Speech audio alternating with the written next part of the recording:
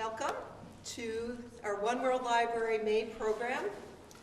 I'd like to thank all of you for coming out on such a beautiful evening. It's going to be a great night tonight. This is a special presentation here at Holly Hall, and we're very excited to have Julia Katonis and Don Petithomme presenting on Vermont's deaf culture, building bridges through theater. This program is supported in part with a grant from the Vermont Council on the Humanities, and we are very grateful for that. My name is Ann Mayushak, and I'm the board president of the OneWorld Library. We have several other board members here. Alice Leeds, who helped organize this program. Sue Hawkins, Kyoko Davis is serving tea, and Marita back there also helping with the tea. The tea tonight is in herbal chai, so if you would like more or haven't gotten any, please just raise your hand and they'll be sure to serve you some. It's kind of a tradition for our One World Library. Before we start, I'd like to just take a couple minutes to tell you about the One World Library. We started 10 years ago in March, I think, as a community nonprofit, and our mission is to bring the world to our community. And we do this through programs like the one this evening, and also through a collection of books and films that are housed in our local library here in Bristol up on North Street, the Lawrence Memorial Library. We have acquired a number of items for our One World Library in conjunction with this program, and those are available for community members to check out just like any other library item.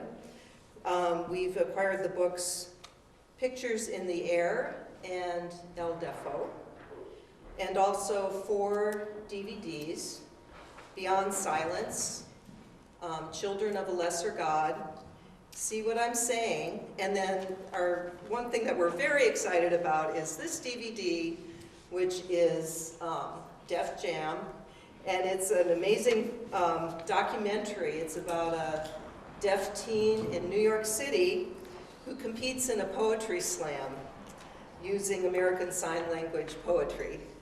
And we are going to be, with the One World Library, we're going to be hosting a screening of this film at the Lawrence Memorial Library on May 30th at 7 o'clock.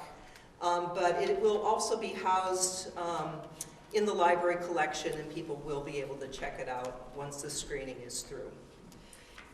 We do have, yes?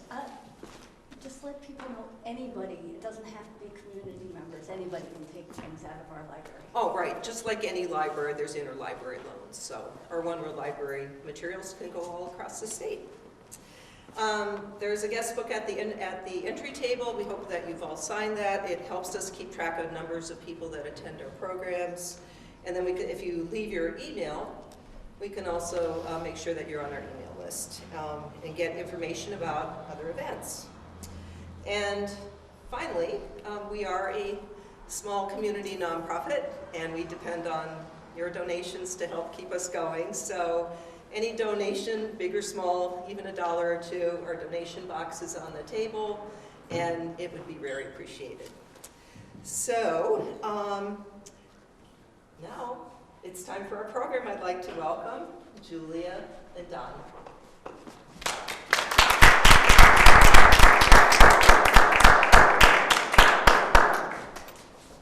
Great. Hi, everyone. Can everyone hear me, or do you want me to use a microphone? Cool? Awesome. Okay. Yeah, so as I said, I'm Julia, and this is Dawn, and thank you so much for having us here to talk tonight.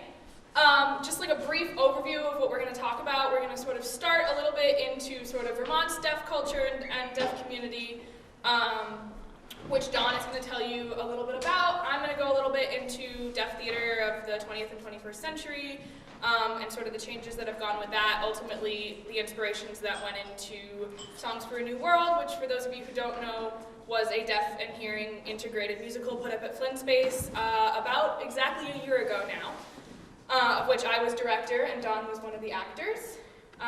So, yeah, Don, take it away.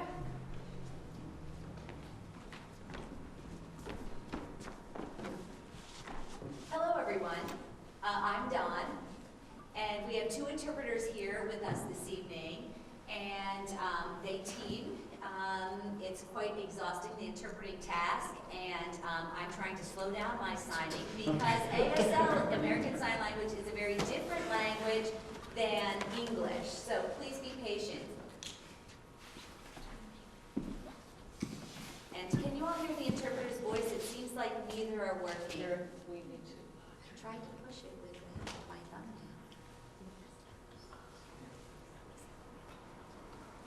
Can you all hear? All right.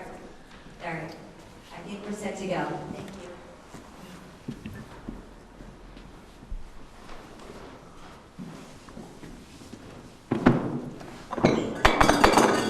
So I wanted to start this evening with an introduction around the Vermont School for the Deaf. Now this school is no longer open. It actually ran for about 100 years, and because of funding issues, it's closed its doors. I worked there briefly for about 2 years, but it's got a rich history, very valued by the deaf community, and each state primarily has their own deaf school, and over the last few years, because of funding, because of other issues, because of deaf children being mainstreamed now and taken out of deaf schools for different reasons, all over the U.S. Deaf schools are now closing their doors.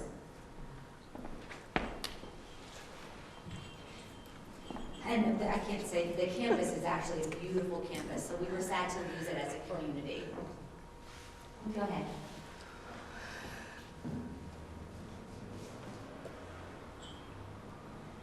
A few months after the deaf school closed here in the state, the deaf community held protests, marches. We did a lot of lobbying in the legislature to get attention from the government around deaf issues and needs. And so we had large gatherings. I, of course, was there, and it was really a time of solidarity, a time to show people that there is a strong deaf community in Vermont. And this was a grassroots movement, and we wanted to get some support financially from the state for the deaf community here, especially with Austin, the deaf school, being gone. We tried our best as a community to prevent the sale of Austin. Unfortunately, it happened. We were hopeful that someday we would be able to buy it back, but I don't see that that's going to happen.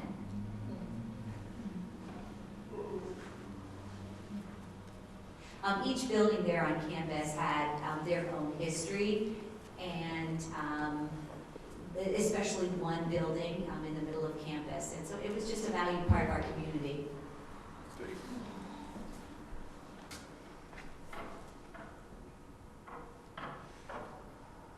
And I believe that there are still a few deaf students there who are kindergartners, and I don't know where they'll move on to next in their education, but then I'm not 100% on that, but I think so. But unfortunately, it's not a center for deaf education anymore in our state. Okay, next slide.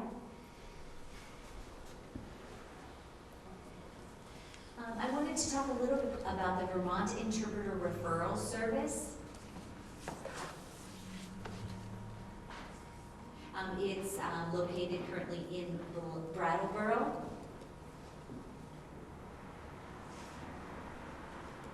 And they work with, under part of the state agency, and get funds from DALE, the Department of Aging and Independent Living. And so during the time when we lost the school there in Austin, in Brattleboro, at that time, Vermont Interpreter Referral Service was actually under the umbrella of the Deaf School of Austin and the Vermont Center. And when the school closed, it needed to be, to transition to another support site, another support agency. And so now that basically the state is helping fund it and support it. Oh, go back.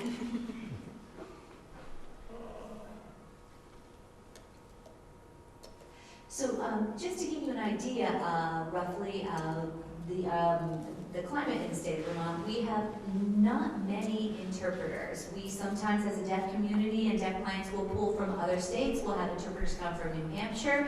We'll have them come from New York, because we feel as a community there's not enough interpreters, professional interpreters. And so we're hoping to grow that pool later.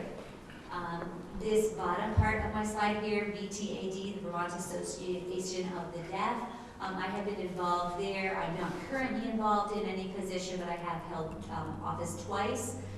They are, again, are very active. They do community events, social events. They try to advocate with legislation.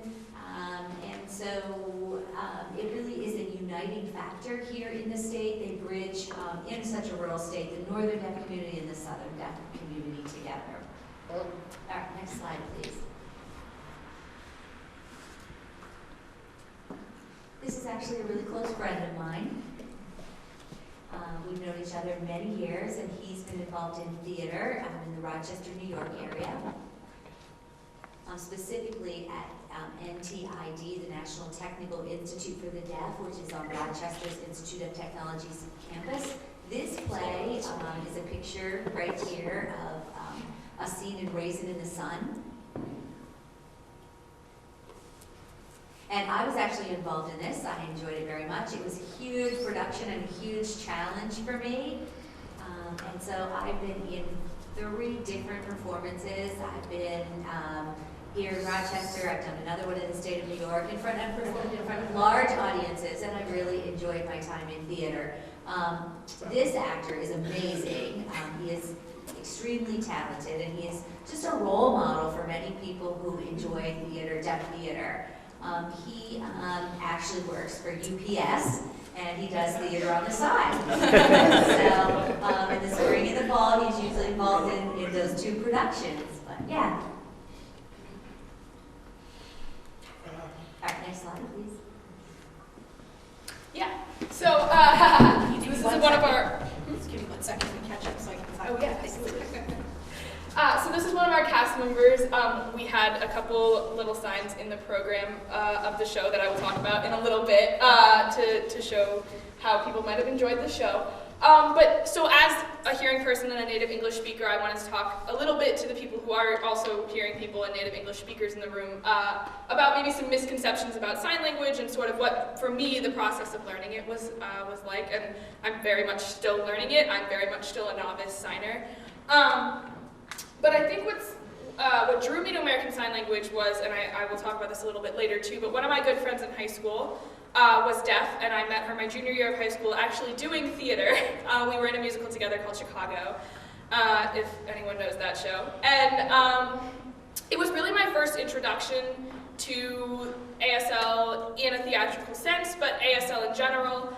And it drew me to sort of start learning it on my own a little bit my junior year, and I focused way more on it my senior year through a program that CVU, Champlain Valley Union High School, has called Nexus, which is a flexible pathways program which allows students to sort of pursue independent studies. And I had always really enjoyed foreign languages, so I started working with ASL. And I think just like the quick and like best way to sort of explain is that it's not English with your hands, and that's sort of the thing that we wanted to hammer in talking about what the process of interpreting an entire musical was like, and what it is to sort of bring these communities together in a theatrical way, and that it's perhaps not what people always think.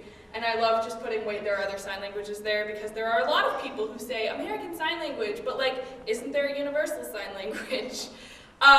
Which is my favorite question, because is there a universal spoken language? And there is actually a significant population in Vermont now of some deaf Nepalese and Bhutanese people, and they are looking for more people to sort of learn those sign languages. So it's a great language, and I would encourage people to sort of start picking it up. And this is where I'm going to get into sort of the history of deaf theater very briefly, in sort of my inspiration. So as I mentioned, I was in Nexus, which was a flexible pathways program, and I started while I was sort of learning ASL in immersion, going to events, learning online. learning from my friend who was deaf, I was doing a lot of research. And so the National Theater of the Deaf was the first sort of predominant deaf theater, founded in 1965, I believe, in Connecticut. And it was one of, if not the biggest touring theater company in the United States at the time. And it emerged out of sort of a long history of what most people refer to now as autism, and the idea that dates actually all the way back to Alexander Graham Bell, and the idea that educating deaf people, the best way to do so was to teach them to read lips, and to ask them to speak, and to take sign language out of schools altogether, which happened for a long time, and was sort of slowly phased out through the 20th century. And National Theater of the Deaf was a great touring company which helped expose people to the language of American Sign Language and deaf culture, and has a really fascinating history. It still exists today. It does a lot of children's theater now, but it still tours, and it has a really fantastic history. The next show specifically that I want to talk about is Children of a Lesser God, which opened on Broadway in the 80s, I believe in 1980 specifically. And it was one of the first big productions on Broadway which utilized sign language.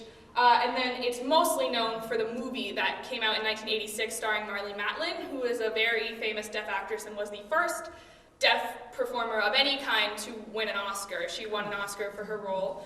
And it's interesting to bring up too because the show was just revived on Broadway this season. It opened about a month and a half ago. It's unfortunately closing this month. But if you're going to be in New York City in like the next 2 weeks, I saw them in their pre-Broadway run. It's phenomenal. It's a really interesting look at the question of autism and what it is to expect a deaf person to speak and read lips and not use sign in their education. These two characters that are shown here are actually a teacher of the deaf and a student an old student, who enter a relationship and end up feeling their way through the fact that he's been teaching people to speak his whole life and she does not want to speak. And it's really about learning what it means to be a part of the deaf culture and what it means to use sign language and how powerful that can be. So I highly recommend it. As they said, the library now has the movie. I'm going to talk mostly about this theater, which is American Deaf West Theater, which was founded in LA in 1991. So it's a little more modern, and they were the large inspiration for the way that I structured the show that I directed.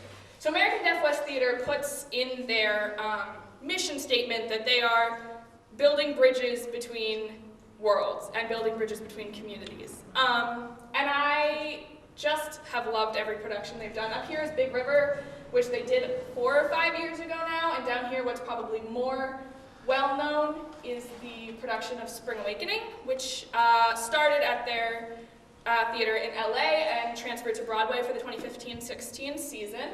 And what's unique about Deaf West Theater is their method of producing theater with deaf and hearing actors.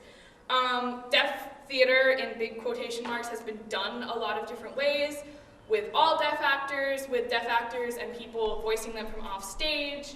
What I love about Deaf West Theater is the way that they design it is that each character is played by 2 performers, one who is the voicing or singing performer, depending on if it's a musical or straight play, and one who is signing and playing the character. And the way that they build the relationships between these 2 actors is something that I find really fascinating and humanizing, and I think speaks a lot to theater's power to sort of bring communities together in this way. I'm going to embarrass myself with that picture. However, what I want to talk about is what really inspired me to get into this sort of crazy project to do my senior year of high school. Theater, to me, as someone who's been involved in it for 10 years, about probably more by now, is a huge instrument for social change. And we've seen that throughout human history, all the way back to the Greeks. I picked a picture of The Crucible up here because I think it's a show that a lot of people know if you studied English in high school or college, by Arthur Miller, which was a fascinating allegorical look at a small town during the Salem witch trials that had a lot to do with McCarthyism and got a lot of people thinking about what was really happening in their own communities. And then I have Deaf West Spring Awakening over here because for me, it was something that I saw inspire a lot of people to learn sign language and to study deaf culture. I know people who changed their major to ASL and deaf studies after they saw this show. And I think it just speaks to the power of theater to teach us these things. And so that photo in the middle is Molly, the woman I was talking about earlier, who is a good friend of mine who now goes to the National Technical Institute of the Deaf. And she had done theater about as long as me, was in Chicago with me, and really inspired me to think about this thing that I had had my whole life, which was theater and performing in theater, that might have been more difficult for her to access. And I knew that I wanted to finish my senior year with this project, so I approached my teachers and I said, I think I want to do a musical, but I want to do it with deaf actors and hearing actors, which I already knew through my research would be a challenge in Vermont. But they said yes, so that's what we did. So we chose to do Songs for a New World, which is a musical written in the 90s by Jason and Robert Brown, who's a composer that also did Parade and The Last 5 Years, if anyone knows those shows. And the reason that we picked this show is I think it's a show that can be interpreted in a lot of ways. It's a show in which every song is sort of a different vignette scene. And so it allows for a lot of artistic interpretation. The casting is very flexible because we really wanted as many people as possible to be involved in this show. People from all across the spectrum of hearing, people of all ages, of all abilities. We really, to me, it was really important, and to everyone involved in the project, it was really important for this show to be accessible and representative. So just a couple of photos from sort of top to bottom, just so you can see sort of where we started and where we finished. Both the top photos are from our rehearsal process, I would say 2 months before we opened the show. And then the bottom photos are the respective scenes from our final dress rehearsal, which were taken by our photographer. And just to give an overview of sort of how we got there, I'm not going to read all these, and you don't have to read all these if you don't want to, but I think it's really important to see what the process of putting a show like this up was. It was my entire senior year that I spent working on this. We started sort of the real work in November, which is when I brought on my co-producer and my technical director, who's in the audience today. Who really helped me through so many of the technical aspects and the production aspects of the show that I had no idea how to do. But this is just, you know, sort of a look at how putting theater up on its own is difficult, but putting theater up in 2 languages when I'd only been learning one for a year and a half, that's sort of what the process looked like. So I'm going to break that down a little. So the first part was sort of gloss and translation. Absolutely. And Asl Gloss is a term that's mostly used by hearing people. It's not really used by native signers. But it's something that is helpful for people who are hearing people who are native English speakers to conceptualize what signs they're going to be using. And this is just a small excerpt from one of my glossing documents from when we would sit down at rehearsals and talk about how we wanted to interpret the songs in a way that fit musically, in a way that fit emotionally, into ASL, which is a very different format in which the metaphors that might be in English music are not the same. And what's interesting about a musical, even beyond a play, is the idea that when we see a musical, we don't just hear the words that someone is singing, but we experience the musicality. We experience major and minor keys. We experience tempo. And so in order to keep that fluidity of music and what that feeling is, we had to have a lot of conversations about what makes sense, what signs fit, what are going to move at the right pace, what are going to flow together in a way that fits the feeling that this song is invoking. So this is just 4 lines from the opening of the show that, for those of you who don't know anything about ASL, just to show you that translation was a long process, and I would say almost half of our rehearsals involved signing actors and some interpreters sitting in a circle and just saying, what about this, and what about this, and what about this, just trying to see what was going to fit musically, what was going to fit emotionally, the arc of the scene. So Cues were another interesting thing, I think, when we talk about the process of putting together a musical. This was obviously a learning experience for everyone involved. But if anyone's ever done theater before, cueing is really important. When you enter, when you exit, when you do this move, when you walk over here and interact with this actor.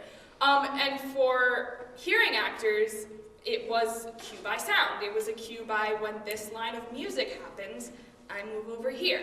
But for the actors that were involved that couldn't hear it, we had to cue in other ways that weren't obvious to the audience, but were obvious to us as the crew, the cast, the stagehands, and so on. And I'm going to ask Dawn to talk a little bit about what that process was like in terms of deciding how to get people on and off and when they were starting.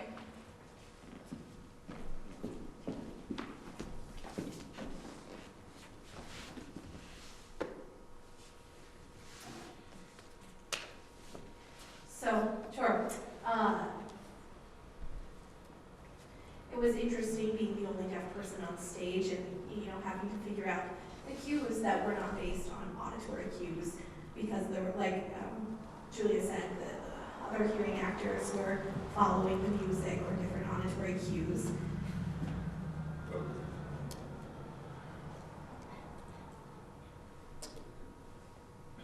So an important part of the cueing was knowing, I would have to memorize what was going on stage, have to be very visually attuned to what was happening. People backstage may let me know what was going on, and it was my time to be out there. Other actors would do things, they would maybe tap me, and that wasn't evident to the audience, but in a very in a discreet way, they would tap me to let me know. And so we had to be quite creative to get the cues down and to really work as a team, that we were all coming in on the right cues. The lighting was fine.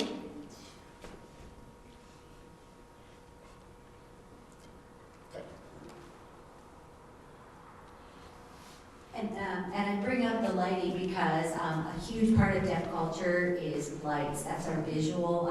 We need that for visual sight lines, and a lot of times deaf actors are bothered by the bright lights. Most of the time the stage is really brightly lit, and for me, I was able to work with that. It wasn't an issue. I was able to just block it out, but often it's a big consideration for deaf actors.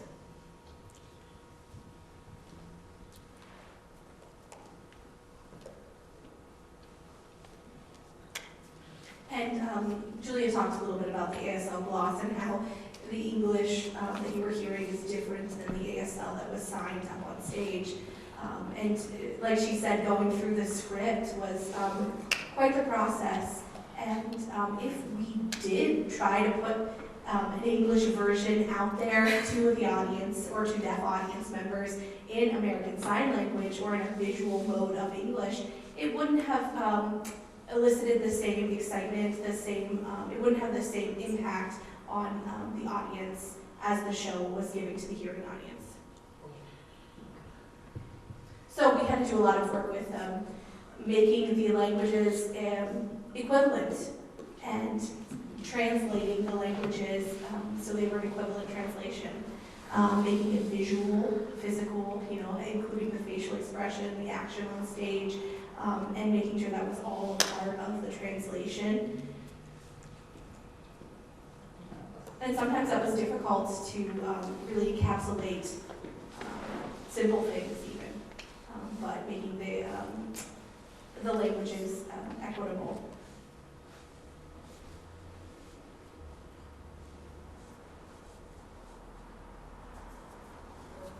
It took some time, some practice to get going with the hearing actors who were signing. I would often advise them on the signs that they would use. We started out simply, simple signs that they could pick up and work from there. We had to talk about what this line means in English or phrase means in English, and how would you make that equitable in American Sign Language, and do some real work, some real analytical work on the script in that way. So back to you, Julia. Yeah, so to piggyback off of that, I think it's important to sort of talk about what the composition of our cast was, because I think that's what made the show what it was. And so, as Dawn said, working with all different levels of signers in points in the show where everyone signed was a long process, and translation and interpretation was a really long process. Molly, as I said, who was also in the show, had a very different signing style than Dawn might have, and so it was how do we make, you know, these two styles of signing harmonious on stage, and how do we present something that's true to, you know, sort of both sets of audiences as we looked at it. And I think to speak also to just the composition of the cast in terms of, you know, diversity beyond the fact that we had, you know, Molly is a deaf actor and Dawn is a deaf actor. We had a girl named Rayona Silverman who is deaf, who wears cochlear implants and had never learned sign language, and learned some sign for the show and sung as well. We had a woman who's what's called a CODA, which is a child of a deaf adult, who signed in the show but is a hearing person and also speaks English. And I love that we had all that representation in the show because there was so much learning from each other, which was the ultimate goal of the show for me. Was the best way to bring communities together is to be learning off of each other, to be creating art in a way that is true for all of us, and that was true for those that were singing actors, true for those that were signing actors, true for those that were doing both. And we were really fortunate to have a really dedicated cast and crew who spent 4 nights a week, 4 hours at a time, for 3 months, working through these issues to make a show that could touch people in this way. Because as Dawn said, it's absolutely right that if you had tried to put an English ASL translation out there, if you had not sat down and had those conversations all together and figured out how to bring people together, it wouldn't have flowed and it wouldn't have worked. So I felt very lucky as a director to be working with people who were really dedicated to making that work. And the last thing I wanted to talk about, I jumped a little bit about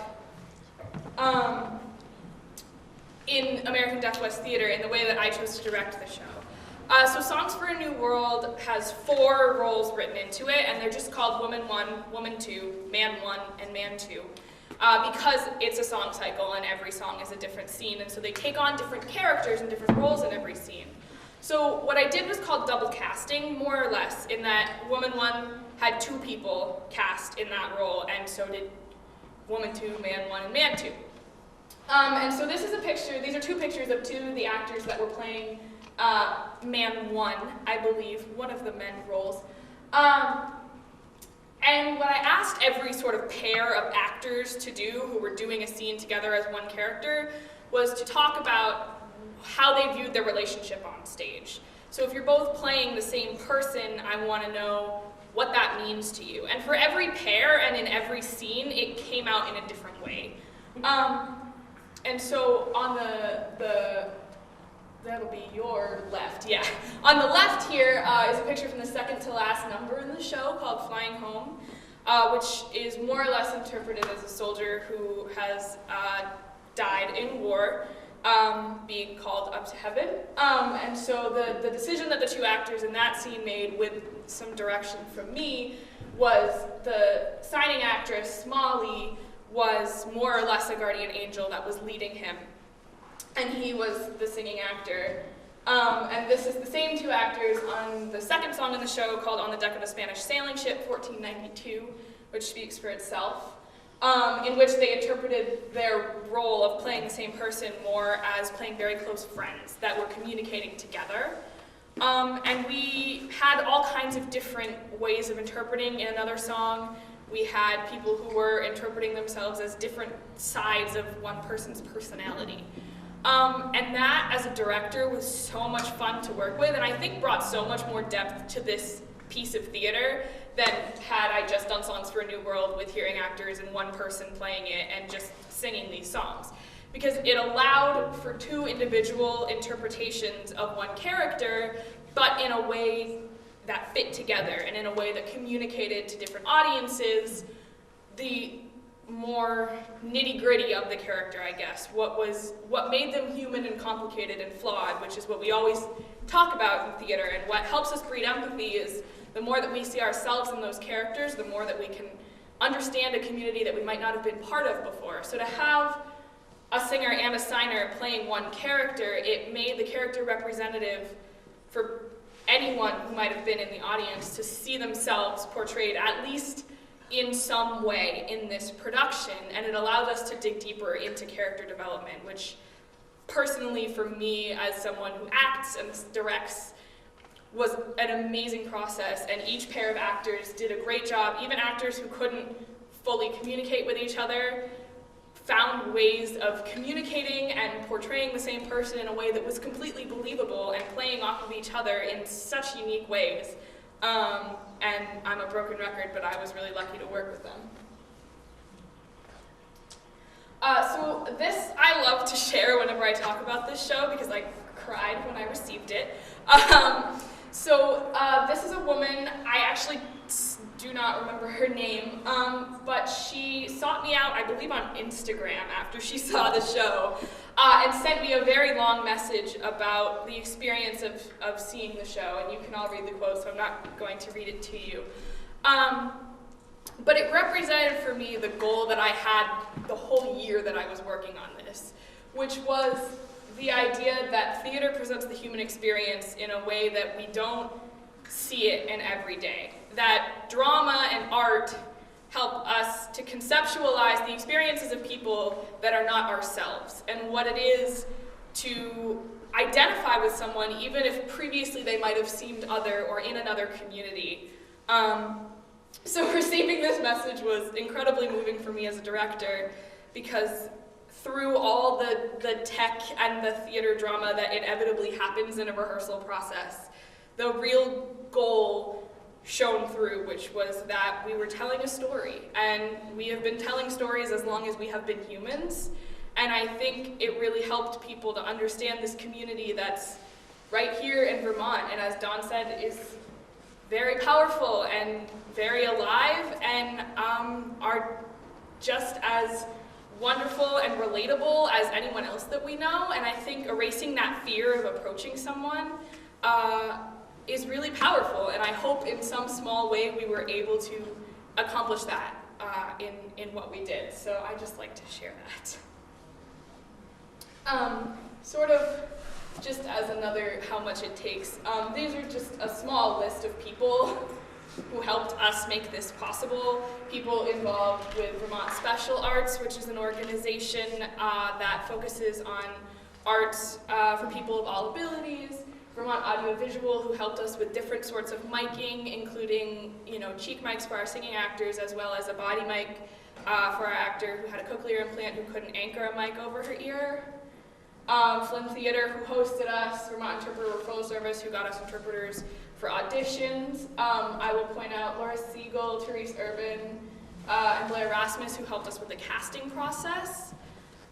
Which was really helpful and what auditions looked like for us in terms of casting, signing, and singing actors.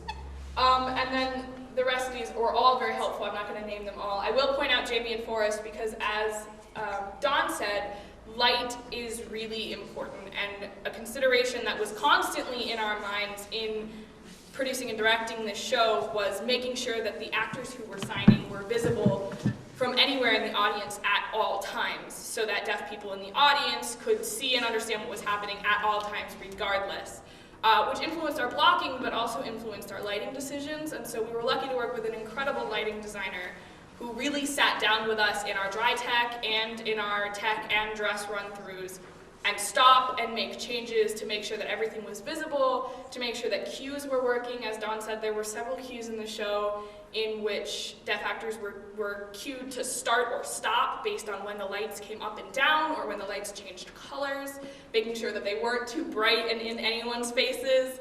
Theater lighting is very bright and very hot. So we spent a lot of time designing as well with color. This show was designed with a lot of color on what in theater is called a cyc, which is basically a big screen on which you project colored lights. My tech director is laughing at me because I don't know that much about lighting, but it created different atmospheres for each of the scenes, and working with her to figure out what fit best the mood and what would portray what was going on was a really important part of the process. And so we are very lucky to have worked with her. So that's sort of from the director's side, a brief look at what I was doing to try and make sure that this was as accessible and representative and theatrical as possible. I'll turn it over to Don one more time to talk just a little bit about what it was like to be involved and to perform in this way.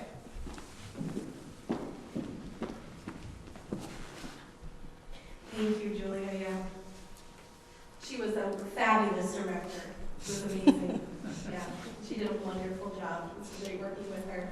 It was really fun to see her working as a student and just really rise to the occasion. Yeah, and she taught me a lot. We all learned a lot from each other, and it really was a great success. It was wonderful to be involved in the production and to really bridge the two worlds, as she said, the deaf world and the hearing world. And you know, you are able to do that. We were able to do that, so it was a success and wonderful experience. I'm not originally from Vermont. I was actually born in Haiti, so this is a little bit about me and who I am. My family moved to the U.S. We moved here to Washington, D.C. when I was young. I'm the only deaf person in my family, so the rest of my family is not deaf. But I had contracted. My mom got German measles when she was pregnant with me, and so as a result of that, I became deaf. So I moved to the States, to Washington, D.C. My family is still all is actually there in D.C. And I was in the area. I grew up in that area. Went to school at Gallaudet University there in Washington, D.C. and at Rochester Institute of Technology, RIT, in New York. There at Gallaudet in Washington, D.C., I was heavily involved in sports and less theater, but when I went to Rochester to RIT, I was more involved in the theater aspect. I did a lot of musicals there in American Sign Language and ASL poetry. So when I got here to Vermont, I looked for opportunities in deaf theater, but there wasn't much, and I was excited to see this call go out from Julia, and it was great to be a part of the show because I've been looking for that, and hopefully there will be more opportunities for deaf actors and deaf theater in the future. And I think really that's all. Is there anything else that you wanted to add, Julia?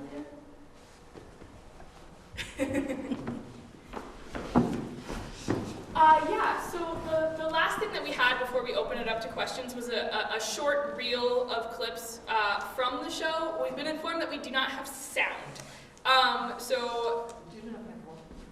Sound. I think we can show maybe the first minute or two of it. It's about a 5-minute reel.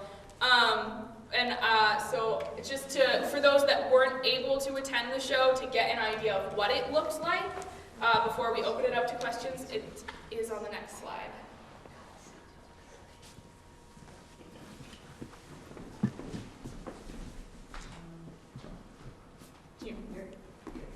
Yeah, absolutely.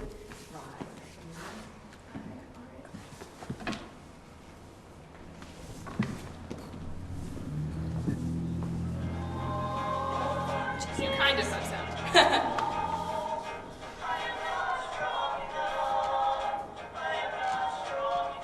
Apologies for the camera angle, we did our best.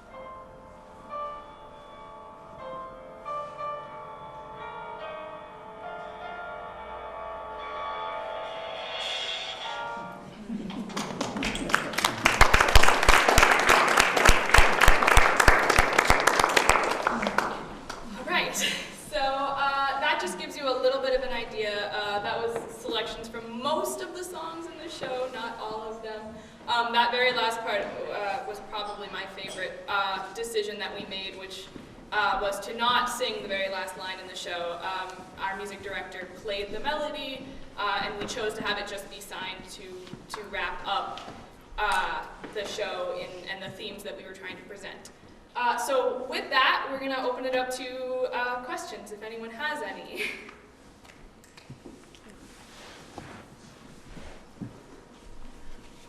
I'm wondering about how it was like for you in school. Not deaf school. Did you go? Oh, yes, I actually went to a deaf school. I grew up with deaf peers. Only? Or speaking students too?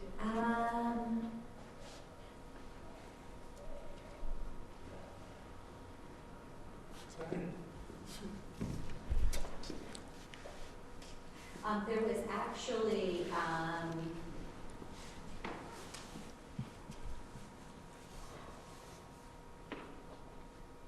There was actually a time when I went to a deaf school in Maryland, and they allowed other students that were not deaf there, but the understanding was that they had to be fluent signers. So I always had access to peers and education. I wasn't in a mainstream setting. So, happy to hear from anybody how you imagine bringing the theater into real life. I understand that it's usually the other way around, that we show real life in the theater. But since you made such great connections there, how can we do that in our schools? Yeah, I think that's a big question. You know, I see it Yes, going. it is. I see it going both ways.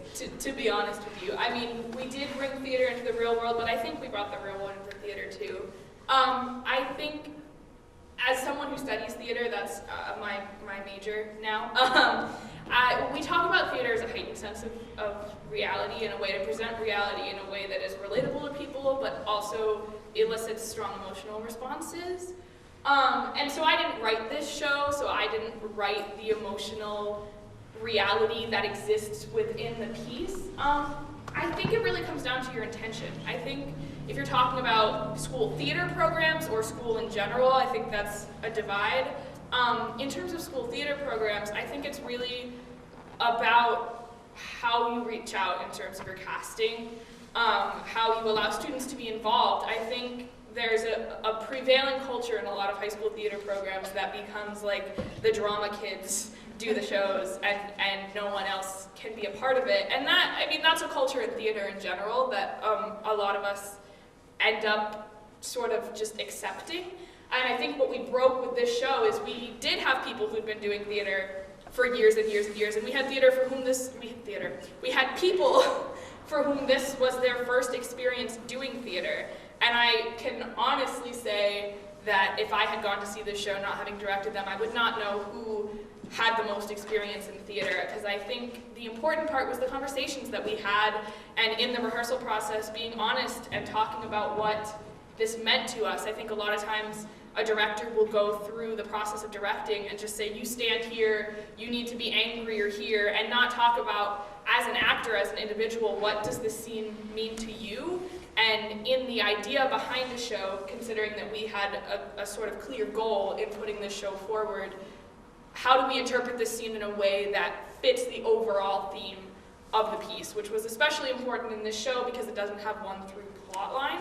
But I think that's true in any show. It's having conversations, and it's finding ways for people to understand what they're all saying in a way that's true to them, but in a way that's true to the larger piece that they're working on as well. I don't know if that answers your question. Yeah. But yeah, I think it's about involvement and just being true to the work and true to the people that you're working with. Yeah.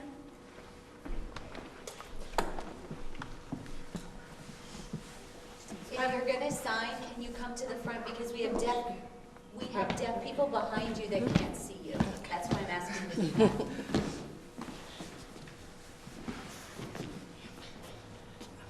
So her question is, Don, you mentioned before that there were some Nepali deaf community members here in Vermont.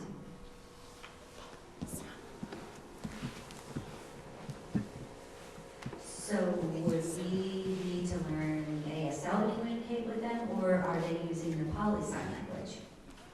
And Don responds, and he says, they are actually still learning some American Sign Language, but they're fluent in their own culture, in their own language, Nepali Sign Language. And so some of them are somewhat what we would consider bilingual, but we are hoping that they will keep their native sign language and use that in homes, in their family settings, and then be able to use American Sign Language with community members at large. So they will be bilingual, if you will. That's the goal. But right now they're using their own Nepali Sign Language.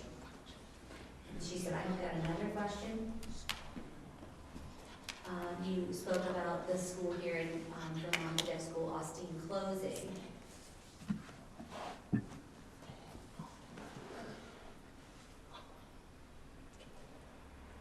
Are there other schools around the United States that are actually growing? Well, we do have a few deaf schools in some areas that are actually stable and maintaining. Some are actually growing.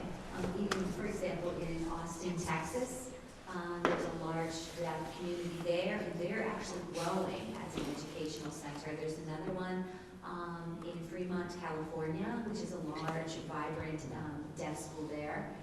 So it really depends on where you are geographically. Where deaf communities are growing and thriving, you'll find that that's a natural place for a deaf school to grow and thrive. There's Indiana School for the Deaf, which is also a very strong deaf school. Quite a population there because they've got a strong deaf community there. So I would say here in New England, by and large, we're seeing the deaf schools closing. I would think in New England, probably we have left 3 to 4 schools for the deaf, and many of them have closed, unfortunately. Yeah, and I also want to let you know that I'm good friends with Molly.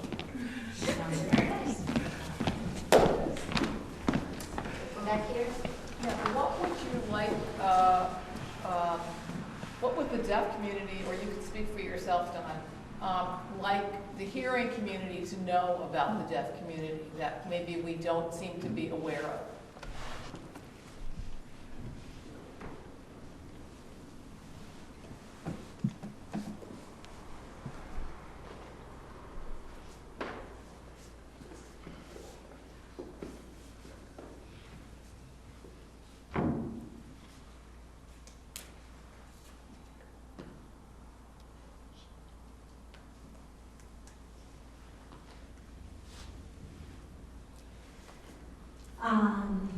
Well, I guess it depends on a specific deaf community and their needs. If you're talking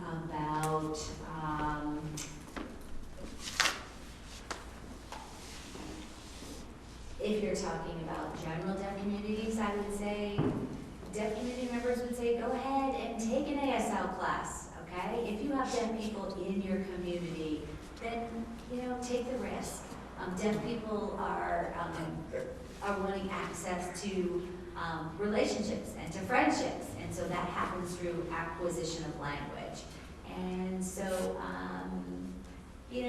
also signs change over time, just like any language changes and develops. For example, I live in Bradford. I'm really the only deaf person that lives in the community of Bradford right now in the state of Vermont. And so I've got a lot of exposing to do. I've got different ideas on how to do that. I'm actually thinking about bringing in an interpreter, maybe doing some kind of event in that town. There are several deaf in surrounding communities. But I would say take a risk and recognize that people might be deaf in your community, and if they are there, say hello. Don't be fearful. Recognize that they're deaf, but they're also a human being and a community member.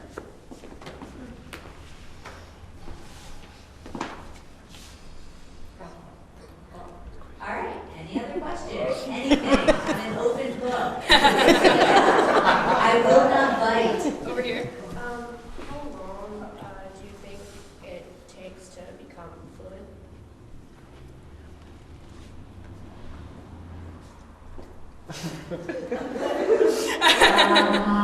It depends how long. The question was how long does it take to become fluent? It depends. It depends on the person's level of motivation. If you're not motivated, it's going to take a lot longer. It's going to be more difficult to learn. It also, the more you socialize with deaf community members, the faster you pick up the language. Before I met Julia, she did not socialize much with the deaf community, and I would say that her skills, I've seen a marked increase in skills after she was exposed to native sign language users. And I would say we kept in touch since the production, but it's important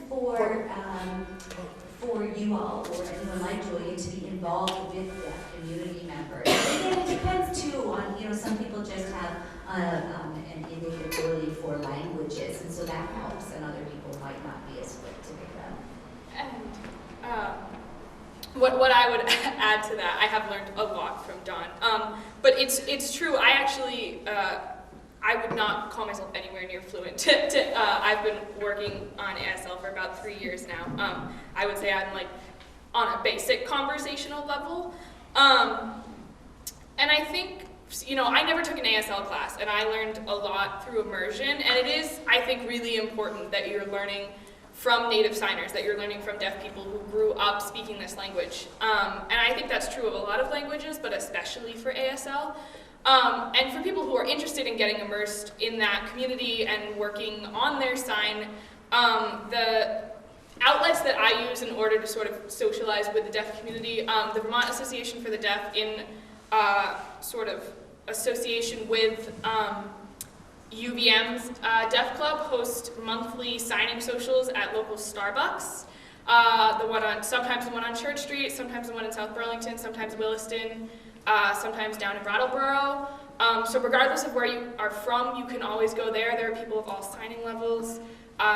Both UVM Deaf Club and the Vermont Association for the Deaf and Greater Burlington ASL Club host events like dinners, and there's usually an apple cider festival in the fall.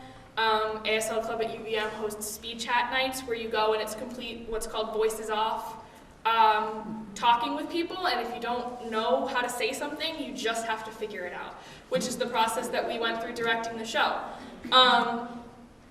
So I have no idea how long it'll take me to be fluent. It would depend on how long I spent working at it, but you can always learn more just from putting yourself in that situation. And it's scary if you don't know a whole lot, but no one's gonna bite you.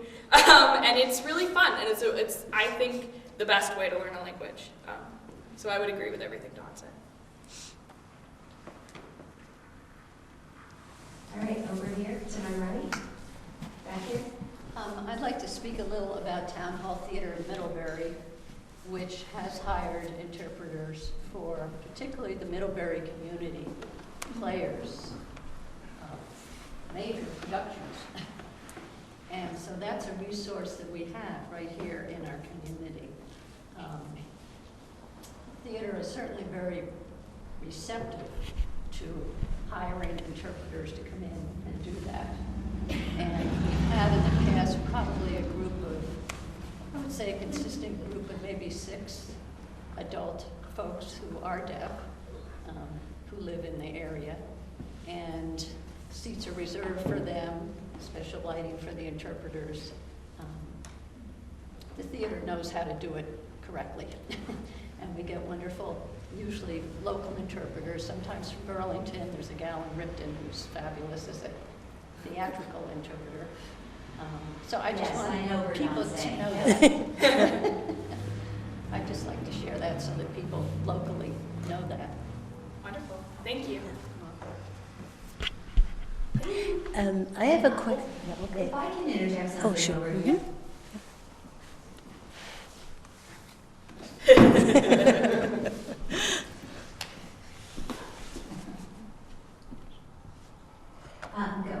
I should introduce myself. Hello, I'm Hannah D. Maria, and I live in East Middlebury.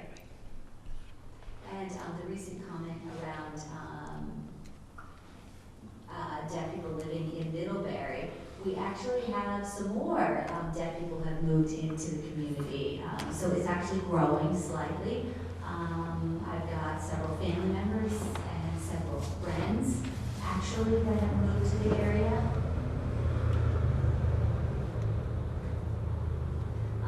They've actually even moved from out of state. And so I would say in total, we definitely have more than 6 deaf community members in the area in Middlebury. So I just wanted to throw out that fact. Thank you. Yeah, I wanted to address the music that was part of the performance. And when I was watching the interpreters, some seemed to incorporate the music in their signing, and others did not as much. Was that a conscious decision on your part to, integrate that in that? Yeah, so I touched on it a little bit earlier, but the goal was to, bring the fluidity and the motion of the signing and the choice of the signs to fit with the feeling of the music and the pace of the music and the emotion of the music. Every signer has sort of their own style, at least to me. I don't know if Don would agree with that. Yes, agree. Yeah, so everyone sort of chose to go at their performance in a different way. And I think on my part as a director, it depended on the song. So there were songs like On the Deck of a Spanish Sailing Ship in which the rhythm was very clear and the movement between sections of the song was very clear, and so the shift in sort of how fluid or how aggressive, I guess I would say, that the signs were presented was a conscious choice.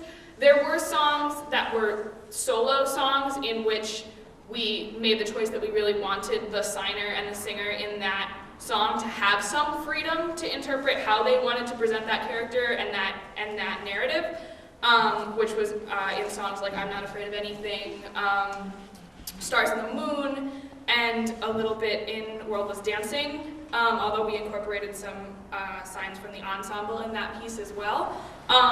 We left a lot more choice to the performers in those pieces and how they wanted to interpret it. And if it felt off track, as it did in a couple numbers, there was one number that I don't think there was a clip of up there that we re-choreographed 3 times, maybe 4 times, because it wasn't working and it didn't, the pieces and parts that were moving were not fitting the mood of the music, and so we went back and scrapped it and did it again and again and again until we got it to a place that felt right. So in terms of the signs and the musicality, it really did depend on the performer and the number and the choices that we were making. And if I could add something. Yeah. When I was working through the script, and English is not my first language, but I was able to detect some tone and in the script, and so I would actually do some of my research on YouTube, and I would watch someone else performing it in a song, and then I try to take some of their affect and work it into my interpretation. And then I'd sit down with Julia, we talk about it, we try to talk about the affect and the emotion, and I would try to incorporate that into my signing choices and my signing style. So I think that helped me clearly come up with who I thought the character should be and how I would depict the character as an ASL or a deaf signer in the song. So I think that was important for me because, I mean, I'm not getting that auditory input, I'm not getting, or deaf audience members are not getting the tone.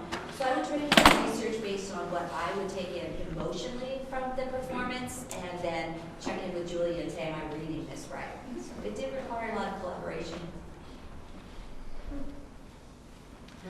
I wanted, earlier I was talking to Don, and he has done dance performances when he was in college, I think. So I wondered, yes, I did. It was very interesting. I wondered if you could talk a little bit about how you did dance in your previous theater work. Sure.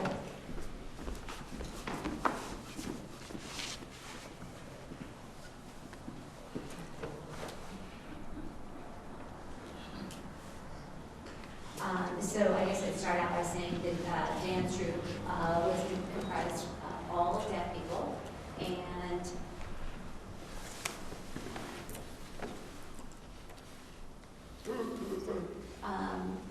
we would first work on different movements, what it would look like physically, and then we would try to base it on the rhythm or the sounds of the music. So we'd have a rough idea of what we wanted to show based on the rhythm of the music. And then we would work it into more specifics. So we'd start out global and then bring it down to more specifics. So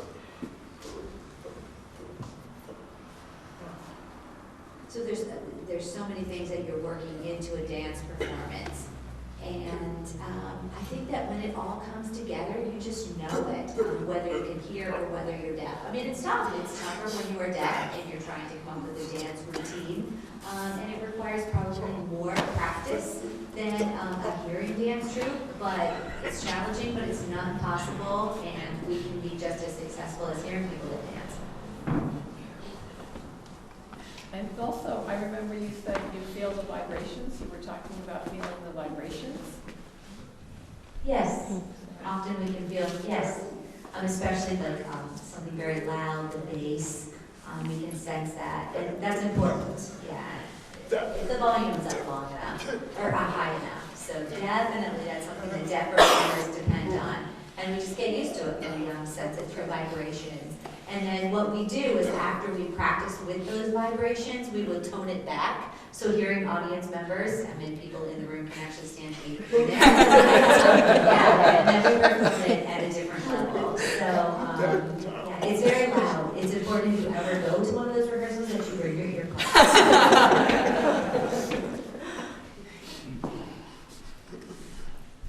All right, over here. I'm a little, shocked hearing about the deaf schools closing around New England and maybe around the country. And I'm just wondering how if people get enough resources so that they can have opportunities. I mean, I assume that the deaf schools provided comprehensive opportunities. And so if those aren't available in a school, how do you get sort of a global, choices like that?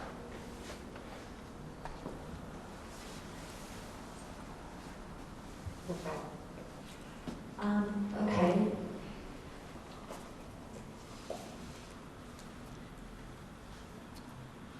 So I think the bottom line is there's fewer and fewer students going into deaf educations, and so because they're being mainstreamed, and so when deaf schools are losing their deaf students, attached to the students is a source of funding, and when that funding stream is drumming up, that means the schools can't stay open.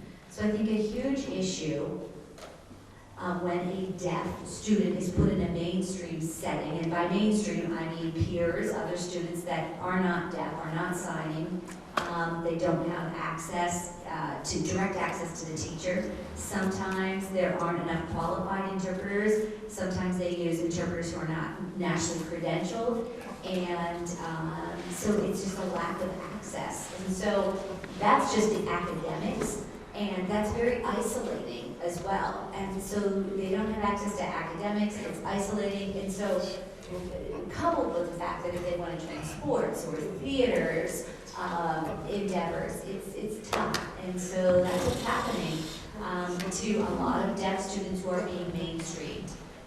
One time I remember a college experience that I had. I wanted to be involved in a sports venue, and I had an interpreter who wasn't really qualified working with me, and then I asked for a tutor in some one-on-one work, some mentoring, and that wasn't really successful. And so it really comes down to access, and if I don't have access through quality interpretation services or access to an environment where everyone's signing, there are barriers. Over here. And go ahead, you can talk. I'll let Trevor for you. Thank you. Also, I was hoping that you, because Molly from up there, we go to a camp in the summertime, and she is the staff there. And so I would hope that the deaf community in Vermont knows about the Lions Camp. That's huge. Yeah. I'm not real familiar with the Lions Camp. I haven't been involved in it, but I don't know. I guess they could contact Julia, and you could get Molly's contact to them. Yes, I would be happy to get you in touch with Molly. I believe that's a deaf film camp, or I know she's worked in deaf film camp. This might be a different camp. Would have to ask. It's through the Lions Club. Oh, the Lions Club camp. Mm-hmm. And Yeah, if anyone's interested in information from Molly as a camp counselor, I would be happy to put you in touch with her. She's a wonderful wonderful individual who has done a lot of amazing work of her own with bringing the deaf community to light in schools in Vermont, and now at NTID where she's studying film. So. Back there. Can you teach us how to say thank you? We will all say thank you.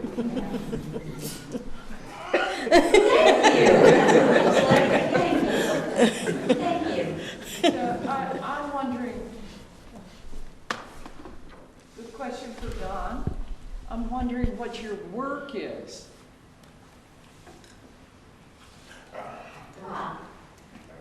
I am employed as an accountant at Homeland Security, and I've been there working for the government for the past 10 years. So I'm an accountant. Numbers, another language.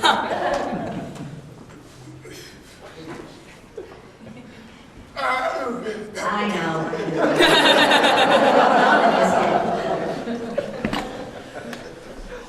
So, just trying to be clear, it sounds like mainstreaming makes it more difficult for deaf students. It isolates them. It can. Yes, if it can isolate them, if they are put in an environment where, by and large, all the peers are hearing and speaking English around them, especially in rural areas, it's not really an inclusive environment if you don't share the same language. And there's also a specific culture that the deaf community has. And so you also can see cultural conflicts too. And so that traditionally, deaf culture is taught and learned at deaf schools. And I think the primary concern around the isolation is that there's no sense of deaf identity being developed in these children. They feel inferior, they feel isolated, and often marginalized or feel that they're the others.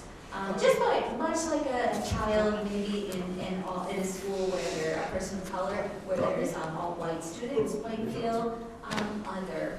So it's almost a double negative when you don't share the same language.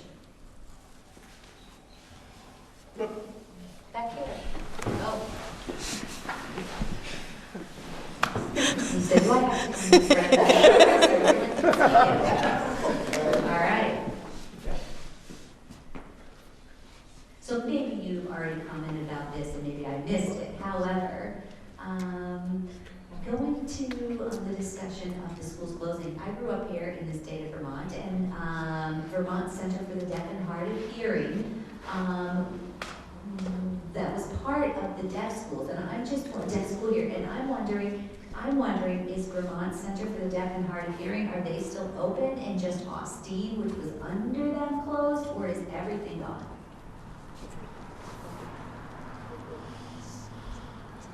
Well, the government, the state did support the VCDHH, and I did mention that funding, because Vermont Center is closed, has now been funneled over to Dale, Department of Aging and Independent Living, and so the state does help fund somewhat, and he said thank you.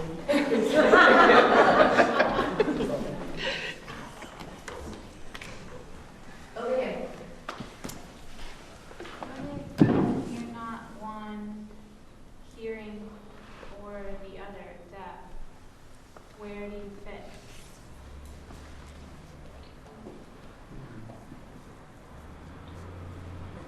What was the question?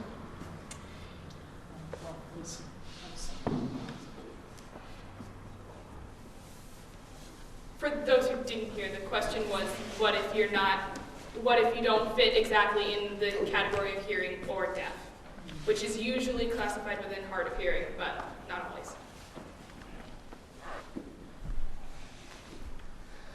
Yeah, it's tough. You're in that in-between zone. You're right, because you don't really fit in the deaf community often because you don't have the language. Sometimes a hard-hearing person who speaks well, who has some ability to hear, can develop spoken language, and sometimes they fit in, or they are perceived to fit into the hearing world. It really depends on the individual. It depends. Some people are implanted, have cochlear implants. I do not have a cochlear implant. I do not want one. I am in support of that. I was born deaf. This is who I am, and this is my identity. And a cochlear implant would not help me. Potentially, if there's a child who's born hard of hearing and they choose to have a cochlear implant, that's up to them. But a cochlear implant would not help me. So, I mean, I'm deaf. I just have a different language. I was born this way, and I'm fine with it.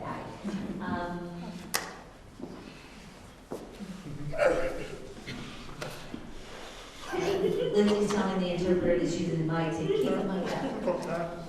All right, back here again. All right.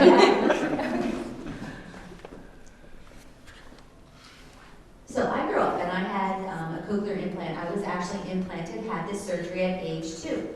And so my implant, I could hear, however, I could not distinguish speech, all right? So I could hear something, but I had no idea what it was.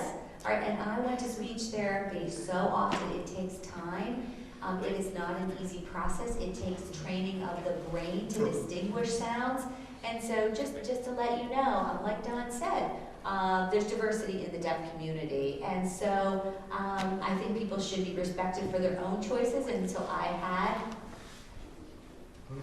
So I actually have a cochlear implant, and yeah, the interpreter was just clarifying if I still had it or if I had it in the past and had it removed. So I have a cochlear implant, but it was not an easy path for me. It requires a lot of training, and I don't.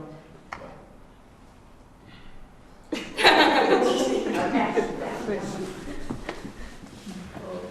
There was a student at NTID at Rochester, and there were actually several students who had cochlear implants.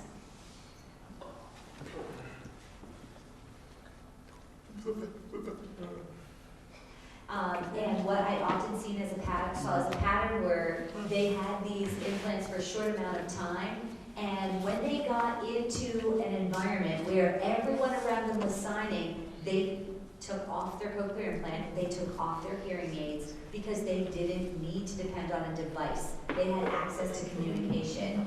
And so a lot of these people grew up and their parents, doctors, the medical professionals would want them implanted, and they'd go back and say, I want this taken out, and I don't use it anymore. I'm a fluent native, I'm a signer, and I don't need it.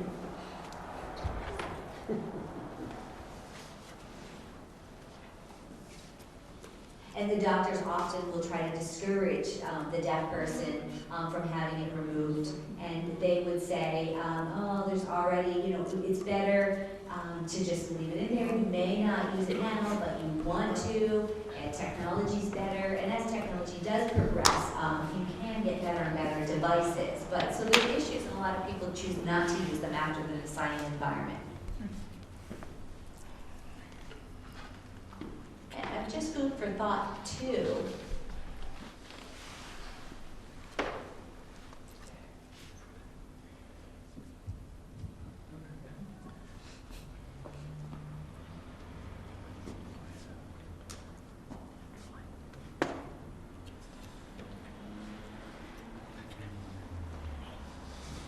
And I'm just clarifying.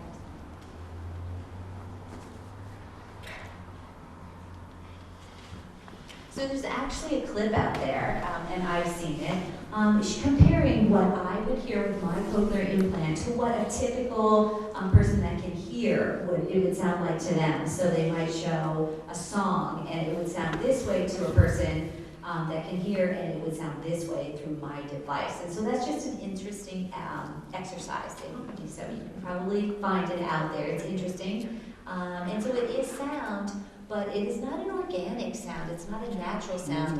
The best way to describe it is through a machine. It's through technology. And so it's not perfect. I'll give you that. But I can hear noise and sounds. Over here. What do you think about the age of technology and texting and typing as a way to connect hearing, speaking, non-speaking, deaf languages? And we've got one person over here going, I agree. Oh, definitely. Technology is great. I mean, think about FaceTime. All right, Marco Polo. Think about all the apps out there. Glide. Deaf people use these every day. Our language is visual. And so I don't have to depend on written English. I can actually see the deaf person or see the signer that I'm communicating with. So technology is amazing. I keep in touch with technology all the time. It's real time, so I don't have to send an email and wait for a response or leave a message. And yeah, and so I don't need to worry about my English. Again, English is not my first language, my English skills. Sometimes, you know, I might get a text from someone who's an ASL signer and I'd be like, what are you trying to tell me? Because it's not their first language either. So technology provides us access to language in a visual way. However, unfortunately, pros and cons to any situation, the way the world is evolving right now, I mean, technology is amazing. But from my perspective, I think that often people make assumptions because deaf people have access to technology that that's all we need or that's all we want. For example, I've got my Apple Watch right here, all right? And so, I mean, technology is awesome, right? I'm a living example. But people leave me messages on here and I can't access it. I can't listen, I can't push a button or speak into it and have it do the talk to text function. So at the same time, it's limiting. I think, you know, TV remotes right now have voice command. Technology, that's not accessible to deaf people. And so technology is evolving, it's great, but there are a lot of ways that deaf people still can't access technology in the way that you all can.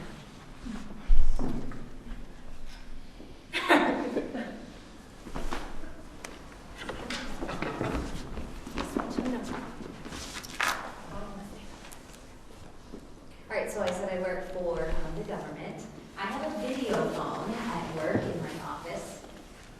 And there are some companies out there that have VRI, or Video Remote Interpreting, and that means an interpreter can be accessed by me 24/7. And so much like we're working through interpreters right here, a live interpreter, I have one on a screen in my office or on a video phone. And so that's a positive. You often will see the hospitals trying to use that as access for deaf patients. It's not 100% reliable.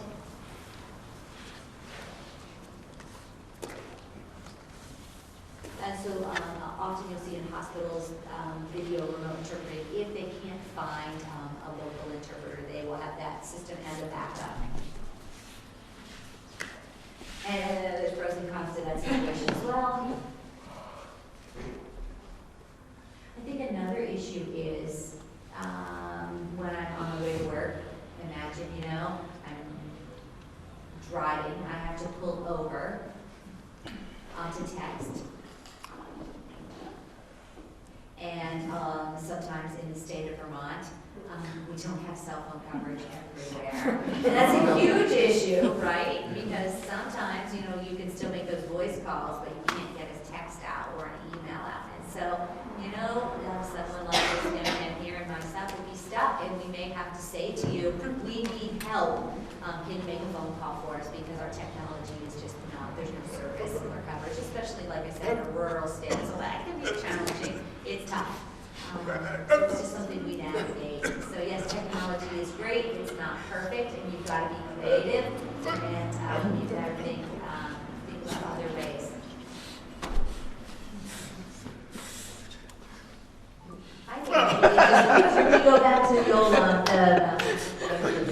carrier pigeons. The carrier pigeons. We put a little bit on it and we send it off. I'm just saying.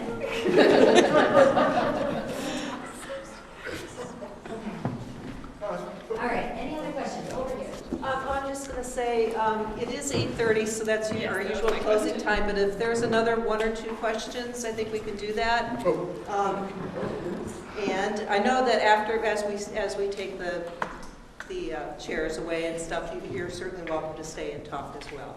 So, any other questions? Before anybody else leaves, so I know that this is being recorded on NEATV, and if you could just tell people how to access it? You can go to neatbristol.com. That's NEAT Bristol for the town.com. And did you want to say something about people not, about? Go ahead. Thank you, Alice.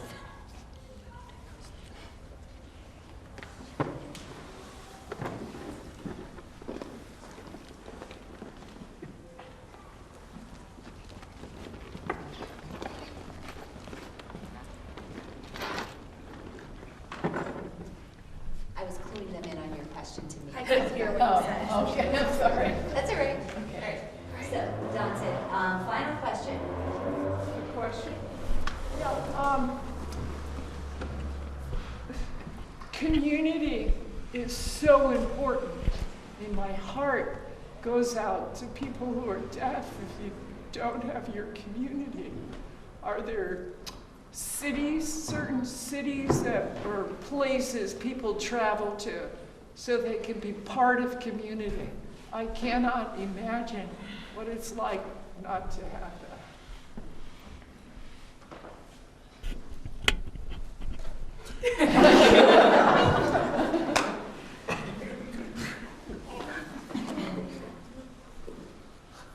I work with an organization, Vermont Association of the Deaf, and that's a statewide organization. And I don't know all the deaf people in the state of Vermont. I'm learning who they are, and again, going back to the fact that Vermont is very rural. We don't have great public transportation, as we know, between cities. And so if a deaf person wants to socialize, sometimes they might not have access to their own vehicle. We as a community say, who can carpool, who can give me a ride? And so, geographically, a lot of deaf community members are not living in the same location. And so that's an issue.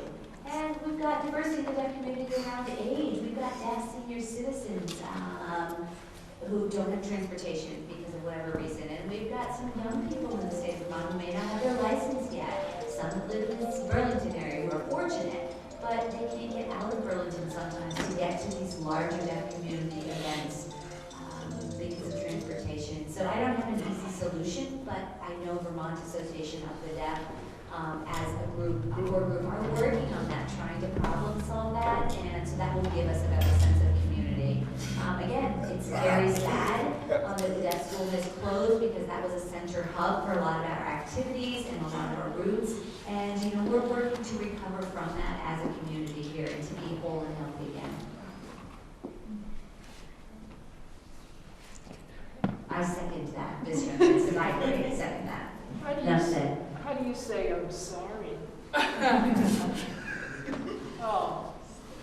Like this, I'm sorry. Yeah. And you've got the frown on your face, you eventually look sorry.